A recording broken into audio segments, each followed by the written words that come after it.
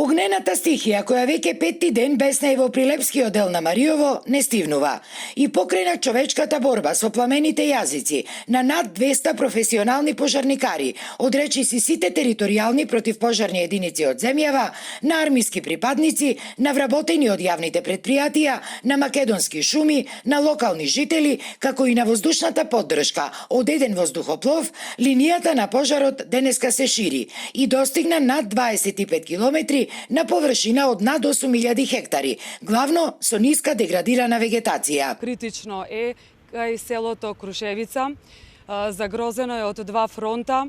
Исто така, пожар кој што вчера рековме дека нема опасност кај селото Опештани, се движеше во друг правец, меѓутоа ветрот го смени правецот на пожарот и веќе повторно се движи кон селото Пештани. Пожар има под репетиторите кои што се наоѓаат во областа кај селото Штавица.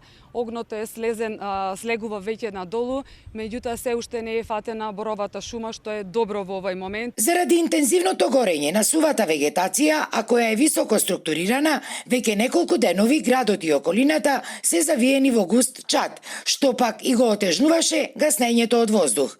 Но од општинскиот кризен штаб уверуваат дека аерозагадувањето било во нормалните граници и дека место за паника нема. Општина Прилеп, загрозеноста на воздухот е ниска или дури многу ниска, така што параметрите воопшто не се ни приближно до максималните вредности. Тој мирис вчера што го чувствувавме доаѓа впрочем од пожарот кај Велес, а се уште не го чувствуваме мирисот кој што доаѓа од планината позади Селечка. Пожар има и над манастирот Свети Никола кај селото Прилепец, но според проценките на надлежните тој е се уште високо и засега се држи под контрола за да не се спушта надолу. Според Стериовска, иако огнената стихија во Мариовско е разбудено чудовиште, сепак засега нема потреба од доброволно вклучување на необученото население.